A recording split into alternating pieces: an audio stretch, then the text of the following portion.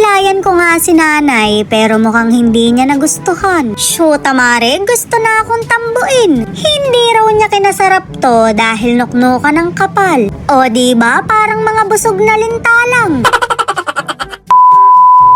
Nakapalong dress pa nga yung nanay ko na akala mo pupunta ng Boracay. Magpapakilay lang naman siya para madagdagan yung sarap niya. Hindi kasi siya marunong mag-makeup kaya patatatuan ko na lang. Ering at lumarga na kami kahit nuknukan ng init. Camel na lang ang kulang, parang nasa disyerto na kami. Nini ko nga siya dinala para sa balik alindog niya. Ora-orada mare, sasalang na agad siya. Kausap niya na yung may-ari na mukhang hindi katiwa-tiwala. Hilat siya pa lang ng pagmumuka, magdududa ka na talaga. Eme lang mare, kaibigan ko yan. Parehas kasing masama yung ugali namin, kaya nagkasundo kami. Ang sabi ko nga sa kanya, pagandahin niya yung nanay ko. Ang sinagot ba naman sa akin, hindi daw siya magician. Ganon, hindi mo na itatanong, yung nanay ko aswang. Mag-ingat-ingat ka dyan dahil babasahan ka ng Latin yan.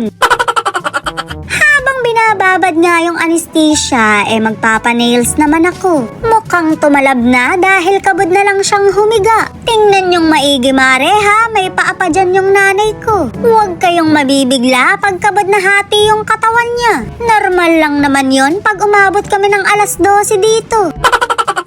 Habang nakasalang nga siya, nagpalinis muna ako ng paa. Mare, hindi ko mukha yan. Hindi na nga siya mukhang taniman ng kamote dahil nabungkal na yung mga lupa. Check ko muna yung nanay ko at baka nabiktima na yung gumagawa. Okay pa naman siya mare, busog siguro si nanay. Naalala ko tuloy nung unang nagpatato ako. Tandang-tanda ko pa nung pinagalitan niya ako. Pero kita mo naman ngayon, magpapatato rin pala siya. Pagalitan ko rin kaya mare para makagante ko. Tinawag nga ulit ako ng kaibigan ko dahil tapos na raw. Shoota mare, napakaganda ng pagkakagawa. Natural nga na parang hindi ginawa. Inabutan mo pa talaga ng salamin ha? Gusto mo talagang mabira. Nanay ko pa ba to o si Betty La Fea na? Ang sabi nga ng kaibigan ko, hintayin lang daw mag-heal. Ang sagot ko naman sa kanya, hintayin na lang ding pagbibirahin siya. Tawang-tawa lang yung nanay ko pero bumabasa na ng Latin yan. Yari ka dyan mare pagka hinagilap yung manika niya.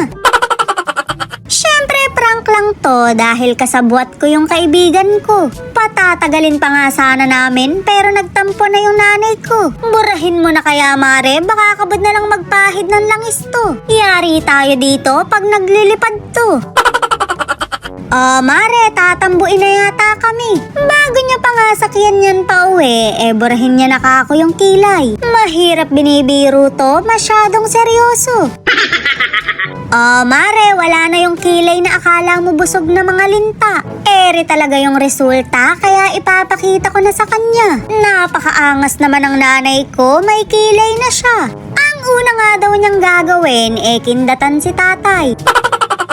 Wow naman, close na close yung dalawa. Parang kanina lang gusto ka ng tambuin yan. Syempre nagpa-cutix din ako sa kamay para makaiwas ako sa gawain. Ganyan ang mindset mare para hindi ako paghugasin ng plato.